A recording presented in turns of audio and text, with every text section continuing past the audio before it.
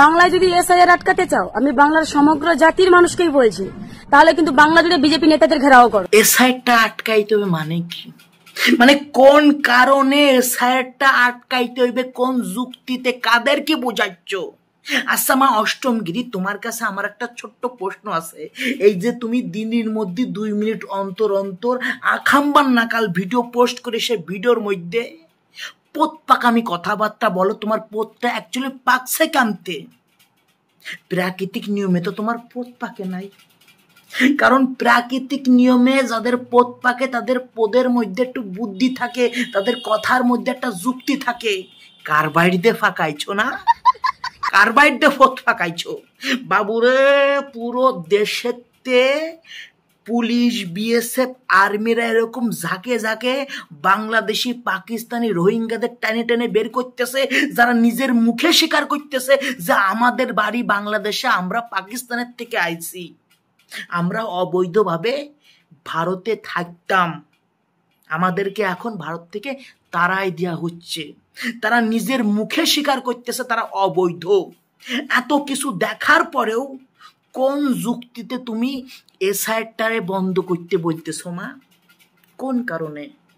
ওই যে কটা রেশনের চাল, যুবশ্রী, কন্যাশ্রী, এই শ্রী ওই শ্রী, এর জন্য ভিক্ষা করে খাইতে খাইতে আমাদের পশ্চিমবঙ্গের নির্বোধ মানুষদের না মাথা পুরো নষ্ট হয়ে গেছে। আমি একখান জিনিস বুঝতেছি না, এই যে এসআইআরটা চালু হয়েছে আমাদের 12খানা স্টেটে, 12খানার মধ্যে কোনো স্টেটের মধ্যে কোনো রকম কি বিরোধিতা এখন পর্যন্ত শোনা যায় নাই তেমন ভাবে।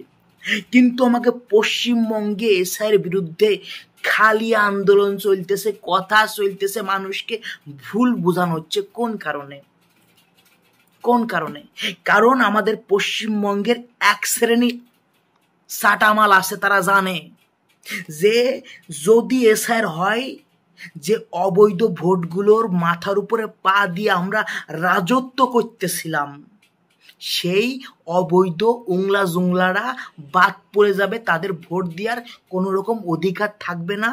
আমাদের কুকীর্তি করার যে একটা রুল ছিল, সেই রুল আমরা আগামীতে আমাদের ক্ষমতা আমরা হারাই ফেলবো। সুতরাং এসআইআর আমরা করতে দেব না। আবর্জনা যা রয়েছে আমাদের রাজ্যের মধ্যে থাকি যাক, এদের মাথার উপরে আমরা কাঁঠাল ভাঙে আমরা আবারও রাজত্ব কন্টিনিউ করব। নর্মাল সিম্পল একটা কথা, যেই কথাটা আমাদের পশ্চিমবঙ্গের কিছু নির্বোধ শিরদাঁড়া বেকা মানুষজন বুঝতে পারতেছে না, কিংবা বুঝলেও না বোঝার ভান করতেছে। তোমার মধ্যে যদি সত্যিকারের দেশপ্রেম থাকে, তুমি যদি সত্যিকারে তোমার স্টেটকে ভালোবাসে থাকো, তাহলে এসআইয়ের বিরোধিতা তোমার করা উচিত না। দেখো, যেমন আমরা জানি আমাদের বাড়ির মধ্যে কোনো আবর্জনা থাকলে পরে সে আবর্জনা পরিষ্কার করে আমরা আমাদের বাড়ি ঘর দোরের সৌন্দর্যতা বৃদ্ধি করি, তেমনই আমাদের স্টেট তথা আমাদের ভারতবর্ষের মধ্যে যে সকল আবর্জনা প্রকৃতির জিনিস আছে সেইগুলো পরিষ্কার করে আমরা আমাদের দেশ তথা রাজ্যের সৌন্দর্যতাও বৃদ্ধি করতে পারি। এই যে যারা অবৈধভাবে আমাদের দেশের মধ্যে আইসে খাইছে থাকছে, আমাদের দেশ নিয়ে উল্টোপাল্টা কথা বলতেছে, এরা আমাদের দেশের জন্য তথা আমাদের পশ্চিমবঙ্গের জন্য আবর্জনা মাত্র। এদেরকে পরিষ্কার করার একটা লিগালি সুযোগ আইছে, আমরা কিল্লাই করব না? তুমি যেমন তোমার বাড়ির খেয়াল রাখতেছো, তেমনই তোমার দায়িত্ব তুমি তোমার স্টেট এবং তোমার দেশের পরিষ্কার পরিচ্ছন্নতা বজায় রাখবা, এটাও তোমার একটা দায়িত্বের মধ্যে পড়ে। শুধুমাত্র নিজেদের রাজনৈতিক স্বার্থ চরিতার্থ করার জন্য নিজের স্টেট, নিজের বাচ্চা কাচ্চার ভবিষ্যৎ এবং দেশের পোঙাটা মারিও না মা।